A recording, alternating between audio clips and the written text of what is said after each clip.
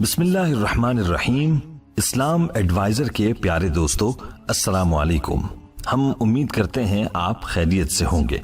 دوستو، یاد رہے کہ ہر مسلمان دوسرے مسلمان کا خیر خواہ ہے، اور ہمارے پیارے آقا صلی اللہ علیہ وآلہ وسلم تو اپنی پوری امت کے لیے سراپا شفقت تھے۔ آپ صلی اللہ علیہ وآلہ وسلم نے اپنی امت کے لوگوں کو پیاری پیاری دعائیں سکھلائی ہیں، اور ہر موقع کے لیے آپ صلی اللہ علیہ وآلہ وسلم نے دعائیں بتلائی ہیں۔ آج کی ویڈیو میں ہم آپ کو ایسی دعا بتانے جا رہے ہیں جو کہ ہر بیماری کے لیے اور ہر مریض کے لیے شفا کے لیے تعلیم کی گئی ہے۔ یہ دعا مسنون دعا ہے، اور عیادت کرنے والے کو تعلیم کی گئی ہے کہ جب بھی وہ مریض کی عیادت کرے تو یہ دعا پڑھے۔ یہ دعا کیا ہے اور آپ نے اسے کیسے پڑھنا ہے، اس حوالے سے مکمل تفصیل جاننے کے لیے ویڈیو کو آخر تک لازمی دیکھیے گا۔ دوستو، ہم آپ کو آج کے ٹاپک کے حوالے سے تفصیل بھی بتائیں گے، لیکن اس سے پہلے آپ سے درخواست ہے کہ اگر آپ ہمارے چینل اسلام ایڈوائزر کی ویڈیو پہلی بار دیکھ رہے ہیں اور ابھی تک آپ نے ہمارا چینل سبسکرائب نہیں کیا تو ابھی ہمارا چینل سبسکرائب کریں، اور ساتھ ہی لگے بیل کے بٹن کو بھی پریس کریں تاکہ آپ کو مستقبل میں ہماری اپلوڈ ہونے والی مزید ویڈیوز کا نوٹیفیکیشن ملتا رہے۔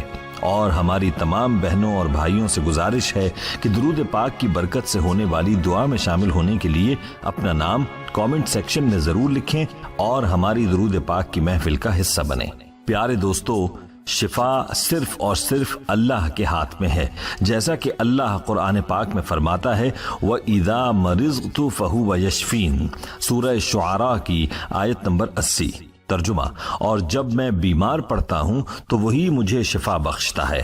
شفا کی نسبت تو اللہ تعالیٰ کی طرف فرمائی گئی ہے، مگر بیماری کی نسبت اللہ کی طرف نہیں کی گئی، کیونکہ نعمتیں جتنی بندے کو ملتی ہیں وہ سب اللہ کے فضل سے ملتی ہیں، لیکن جب انسان کو کوئی تکلیف پہنچتی ہے تو زیادہ تر اس کے اپنے اعمال کی وجہ سے پہنچتی ہے۔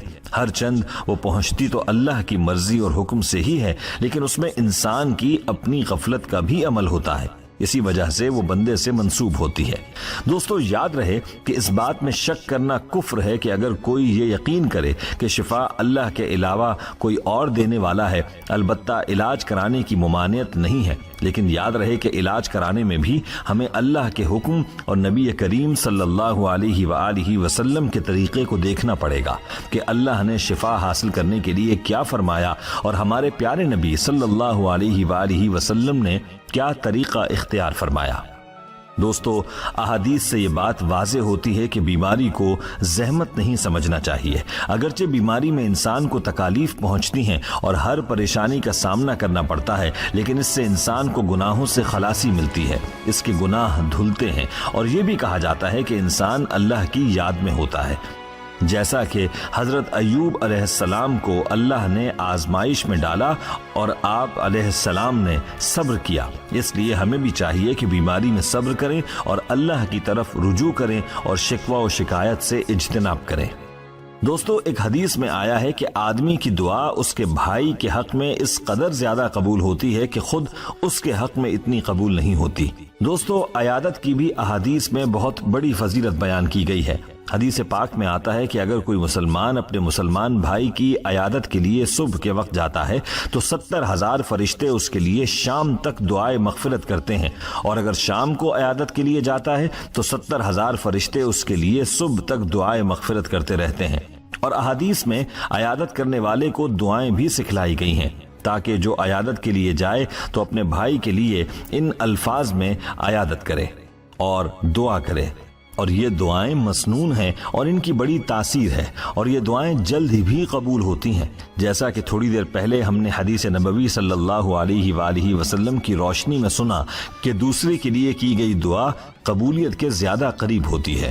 آئیے اب آپ کو بتاتے ہیں کہ وہ دعا کون سی ہے جس کی تعلیم خود پیارے آقا صلی اللہ علیہ وآلہ وسلم نے دی ہے۔ روایات میں آتا ہے کہ حضور اکرم صلی اللہ علیہ وآلہ وسلم نے فرمایا، جو شخص کسی مریض کی عیادت کرے جس کی اجل ابھی نہ آ چکی ہو تو اس کے پاس بیٹھ کر 7 مرتبہ یہ پڑھے، اسأل اللہ العظیم رب العرش العظیم ان یشفیکا۔ یہ پڑھنے سے اللہ تعالی مریض کو عافیت بخشیں گے۔ دوستو یہ دعا ہے جو کہ مریض کی عیادت کے لیے جانے والے کو بتلائی گئی ہے کہ وہ 7 مرتبہ اپنے بیمار بھائی یا بہن کے لیے پڑھے۔ یاد رہے کہ اگر مریض کی جنس مذکر ہے تو پھر یشفی کا یعنی کاف پر زبر پڑھنا ہوگا، اور اگر مریض کی جنس مؤنث ہے تو یشفی کی یعنی کاف پر زیر پڑھنا ہوگا۔ پیارے دوستو یہی وہ عمل ہے جس کے بارے میں ہم بات کر رہے تھے، اور یاد رہے کہ یہ عمل احادیث سے ثابت ہے اور اس کا خود حضور اقدس صلی اللہ علیہ وآلہ وسلم نے حکم فرمایا ہے۔ اس لیے ہم اس کو حضور اقدس صلی اللہ علیہ وآلہ وسلم کی تعلیمات کی روشنی میں نبوی عمل کہہ سکتے ہیں۔ صحابہ رضی اللہ تعالی عنہم کو آقا صلی اللہ علیہ وآلہ وسلم کی زبان مبارک سے نکلے ہوئے کلمات پر ایسا یقین تھا کہ وہ انہی دعاؤں اور اعمال کے ذریعے سے اپنی بڑی سے بڑی بیماری کا علاج کرتے تھے۔ لیکن آج ہم ان اعمال سے بہت دور ہو چکے ہیں، جس کی بنیادی وجہ دینی تعلیمات سے دوری ہے اور یقین کی کمی بھی۔ پیارے دوستو اگر قسم بھی کھائی جائے تو یہ بھی بے جا نہ ہوگی کہ وہ طاقت جو آپ صلی اللہ علیہ وآلہ وسلم کی زبان مبارک سے نکلے ہوئے الفاظ کی ہے، وہ طاقت دنیا کی کسی چیز میں بھی نہیں ہو سکتی۔ حضرت خالد بن ولید رضی اللہ تعالی عنہ کا قصہ مشہور ہے کہ کفار نے ان کے لیے ایسا زہر تیار کیا کہ اگر زمین پر گرتا تو اسے بھی جلا دیتا، اور اس بات کا اعلان کیا کہ ہم نے اپنی تلواروں پر یہ زہر لگایا ہوا ہے، جس کے بدن کے ساتھ یہ زہر لگے گا وہ زندہ نہیں بچ سکے گا۔ جب حضرت خالد بن ولید رضی اللہ تعالی عنہ نے یہ بات سنی تو ان سے کہا، لاؤ ذرا میں بھی تو دیکھوں وہ زہر کیسا ہے۔ کافروں نے جب آپ کو وہ شیشی دی تو آپ نے حضور اقدس صلی اللہ علیہ وآلہ وسلم کی بتلائی ہوئی دعا پڑھی اور وہ زہر کی شیشی منہ کے ساتھ لگا دی۔ کفار کی آنکھیں پٹی کی پھٹی رہ گئیں۔ دوستو اسے بولتے ہیں یقین۔ اگر 1000 بار بھی قسم کھائی جائے تو بے جا نہ ہوگا۔ اللہ کے کلام اور حضور اقدس صلی اللہ علیہ وآلہ وسلم کے بتائے ہوئے اعمال میں بڑی طاقت ہے، اس لیے ان اعمال کو پورے یقین کے ساتھ کریں، انشاءاللہ فائدہ ہوگا۔ لیکن اللہ ہمیں معاف فرمائے اگر آج ہم ان اعمال کو کرتے بھی ہیں تو تذبذب کے عالم میں کرتے ہیں، اور اصل یقین ہمارا دنیاوی علاج معالجوں پر ہی ہوتا ہے۔ دوستو اس دعا کے علاوہ بھی متعدد روایات احادیث میں موجود ہیں، جن میں سے چند آپ کی خدمت میں پیش کی جا رہی ہیں۔ روایات میں آتا ہے کہ حضور اقدس صلی اللہ علیہ وآلہ وسلم جب خود کسی مریض کے پاس آتے یا مریض آپ صلی اللہ علیہ وآلہ وسلم کے پاس لایا جاتا تو یہ دعا پڑھتے، اذہب البأس رب الناس واشفی انت الشافی شفاء لا یغادر سقما۔ دوستو مریض کو بھی چاہیے کہ وہ سورہ فاتحہ، سورہ اخلاص اور معوذتین پڑھ کر اپنے ہاتھوں میں پھونک کر اپنے چہرے پر پھیر لے۔ یہ عمل حدیث صحیحہ میں خود حضرت صلی اللہ علیہ وآلہ وسلم سے ثابت اور منقول ہے۔ نیز مریض کو یہ دعائیں کر بھی پڑھنا مناسب ہے۔ لا الہ الا اللہ العظیم الحلیم، لا الہ الا اللہ رب العرش العظیم، لا الہ الا اللہ رب السماوات ورب الارض ورب العرش الکریم۔ اس دعا کے علاوہ بھی مریض کی عیادت کرنے والوں کے لیے احادیث کے اندر دعائیں بتلائی گئی ہیں، جن میں سے ایک مختصر دعا آپ کی خدمت میں پیش ہے۔ بخاری شریف کی روایت میں ہے کہ جب کوئی شخص کسی بیمار کے پاس عیادت کے لیے جائے تو اس سے خطاب کر کے کہے، لا بأس طہور انشاءاللہ، بحوالہ بخاری شریف۔ ترجمہ، اس بیماری سے تمہیں کوئی نقصان نہ ہوگا انشاءاللہ، یہ تمہارے لیے گناہوں سے پاکی کا سبب ہوگا۔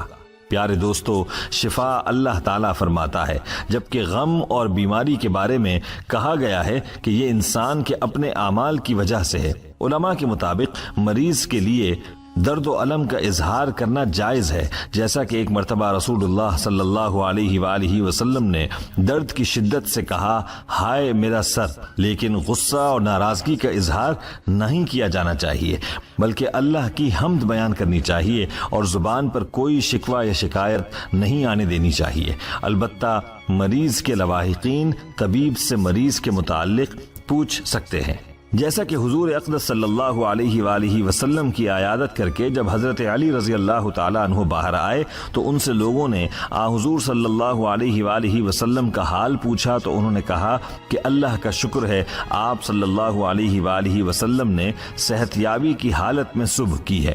دوستو ہمیں چاہیے کہ ہم مسنون دعاؤں کو سیکھیں اور ان دعاؤں کا اہتمام کریں۔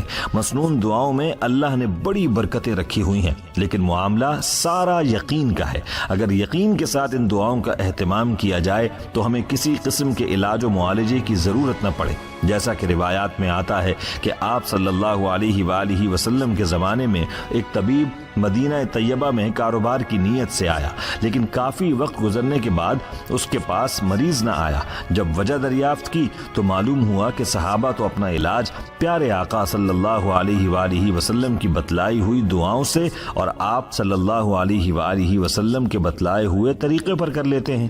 اللہ سے دعا ہے کہ اللہ ہمیں بھی مسنون دعاؤں پر کامل یقین عطا فرمائے، آمین۔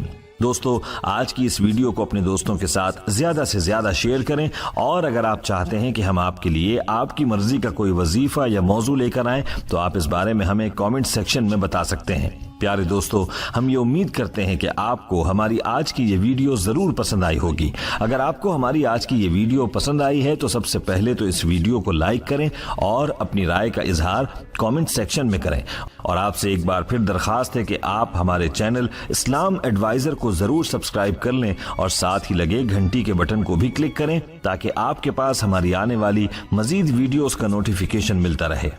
اللہ تعالی ہمیں آسانیاں عطا فرمائے اور آسانیاں تقسیم کرنے کا شرف عطا فرمائے، آمین یا رب العالمین۔ والسلام علیکم ورحمۃ اللہ وبرکاتہ۔